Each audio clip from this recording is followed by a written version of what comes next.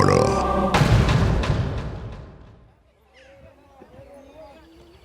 নিশ্চিন্দিপুর নামটা শুনলেই মনে হয় যেন কোনো উপন্যাসের পাতা থেকে উঠে এসেছে গ্রামটা।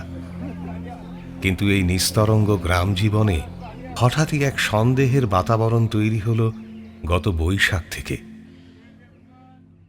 কারণ বৈশাখে একটা শুভ দিন দেখে গ্রামে উঠে এলেন ডাক্তার বিশ্বনাথ মল্লিক। এতদিন এই গ্রামে কোনো ডাক্তার ছিল না, তাই প্রথমে বিশ্বনাথ ওরফে বিশু ডাক্তার আসার পর গ্রামের লোক কিছুটা স্বস্তি পেয়েছিল। ভেবেছিল বিপদে আপদে গ্রামের মানুষের উপকার করবেন তিনি। কিন্তু সময় গড়াতেই গ্রামে রটে গেল অন্য এক কথা। লোকে বলতে শুরু করলো ডাক্তারের পোষা ভূত আছে।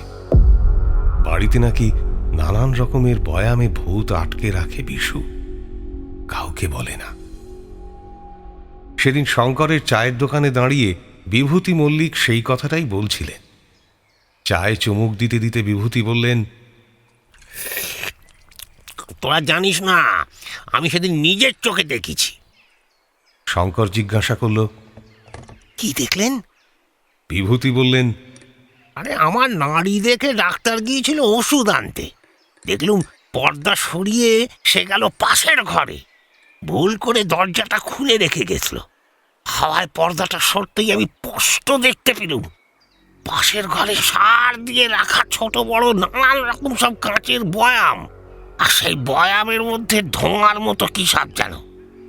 আত্মারা যেমন হাওয়ায় মিশে থাকে ওই রকম, ঠিক ওই রকম। বলতে বলতে চোখ পাকিয়ে ভয়ের মাত্রাটা বুঝিয়ে দিতে চাইলেন বিভূতি মল্লিক।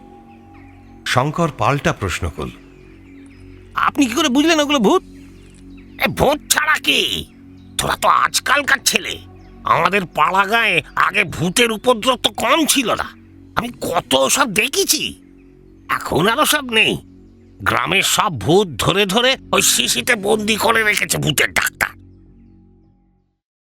সেই সন্দেহজনক বিশু ডাক্তারের বাড়িতে একদিন হঠাৎ লোকজনের ভিড় চোখে পড়ল।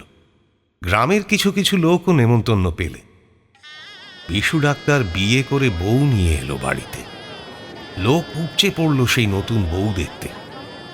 অপূর্ব সুন্দরী সেই বউয়ের গায়ের রং দুধে আলতা, শরীরের গড়ন যেন পাকা হাতে গড়া। বুক, কোমর, পায়ের গোছা দেখে গ্রামের ছেলেপুলের চোখ চকচক করে উঠল। বিভূতিবাবু শঙ্করের চায়ের দোকানে বসে বললেন, বাহ বাহ, এমন মেয়ে ছেলে বিশু কোত্থেকে জোটালো বলতো শঙ্কর?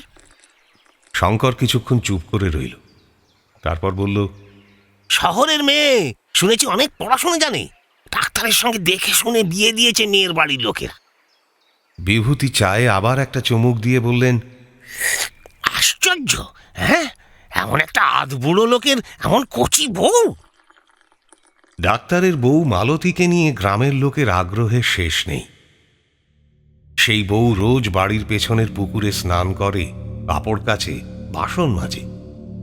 আর সেই সময় লুকিয়ে তাকে দেখতে উল্টো দিকের মহুল গাছের তলায় বসে থাকে ছেলে ছোকরার দল, লুকিয়ে দেখে।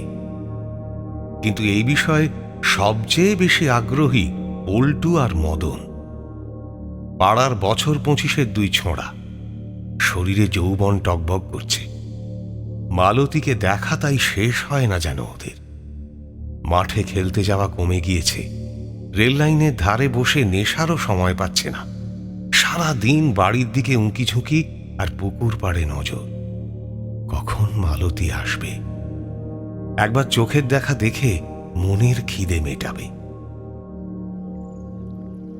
এমনই একদিন দুপুরের খাওয়া সেরে বাড়ির পেছনের পুকুরের ধারে এসে বসেছিল মালতী। এমনি কোনো কাজ ছিল না। ওপারে গাছের তলায় বসে ঝিমিয়ে পড়েছিল মদন আর পল্টু। মালতীকে সেই ঝিমুনির চোখে দেখেই তড়াক করে উঠে বসল দুজনে। মদন ইশারায় ডাকল পল্টুকে। পল্টু পাল্টা ইঙ্গিতে জানালো সেও সজাগ আছে। দুজনে হাঁ করে তাকিয়ে আছে মালতীর দিকে। হঠাৎ মালতী সোজা চোখ তুলে তাকালো দুজনের দিকে। চোখে মায়া, মুখে ইঙ্গিত ভরা হাসি।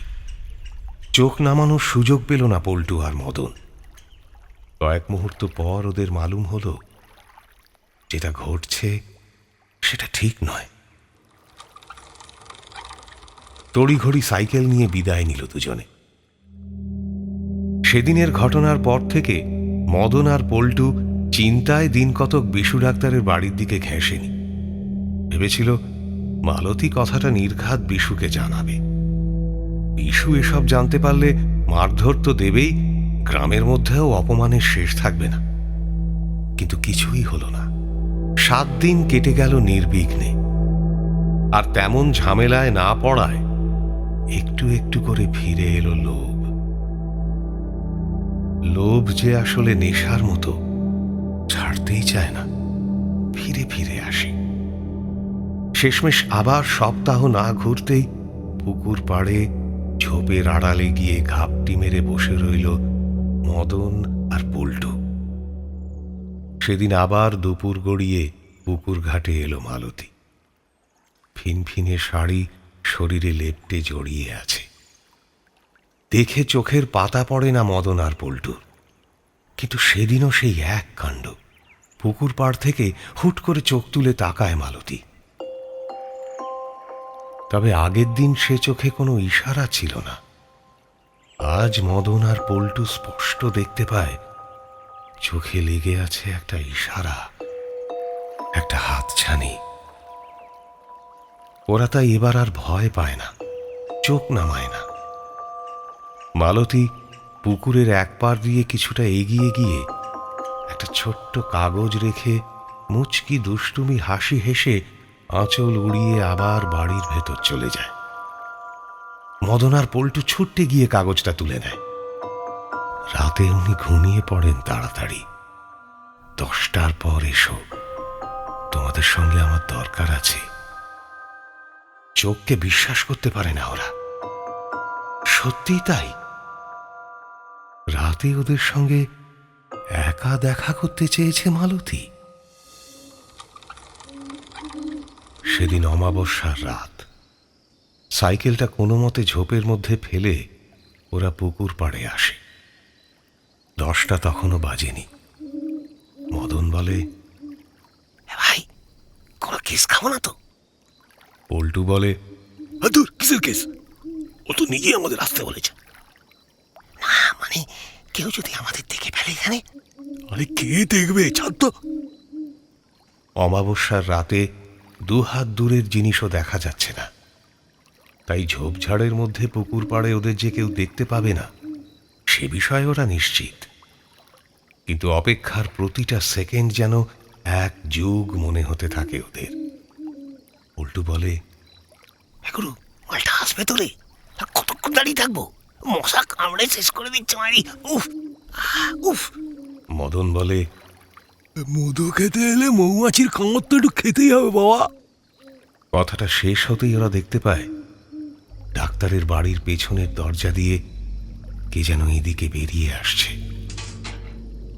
হ্যাঁ, ঠিক যার জন্য ওরা অপেক্ষা করছে সেই আসছে। ফিনফিনে শাড়ি গায়ে, এপার ওপার স্পষ্ট, হাতে লম্ব। তার দপদপ করা আগুনে নিখুঁত শরীরটা ঝলমল করে উঠছে বারবার। মালতী ওদের নিয়ে যায় বাড়ির পেছনের ঘরে। বিজলি বাতি নিভিয়ে দেয়, শুধু লম্পটা জ্বলতে থাকে।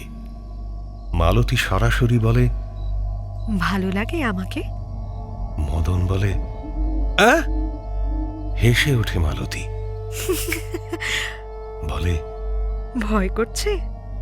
বলো না, ভালো লাগে আমাকে। পল্টু একটু সাহস দেখিয়ে বলে, হ্যাঁ, না না, ভয় করবে কেন? আর ভালো লাগে বলেই তো এসেছি।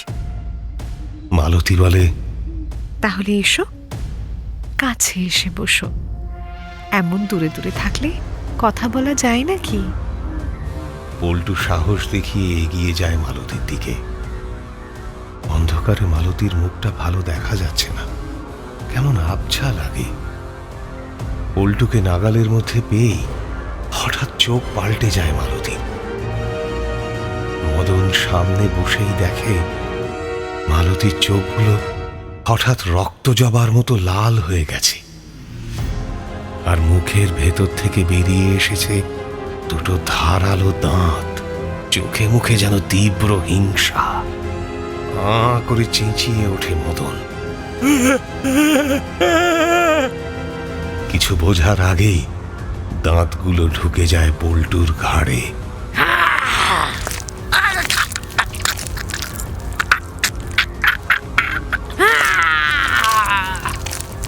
টাটকা রক্ত ফিনকি দিয়ে এসে লাগে মদনের মুখে।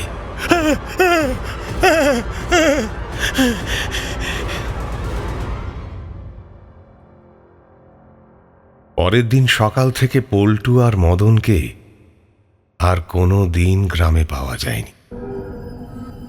শুধু পাওয়া গিয়েছিল একটা সাইকেল আর মালতী। না থাক, সে কথা ভেঙে বলা ঠিক নয়।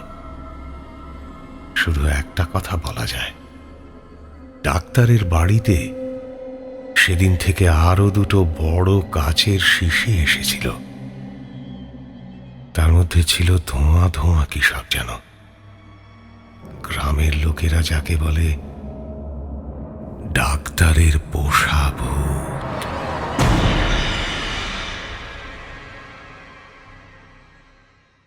হাড়হিম হরর আপনারা শুনতে পারেন এক্সক্লুসিভলি মির্চি বাংলার ইউটিউব চ্যানেল এবং গানা অ্যাপে।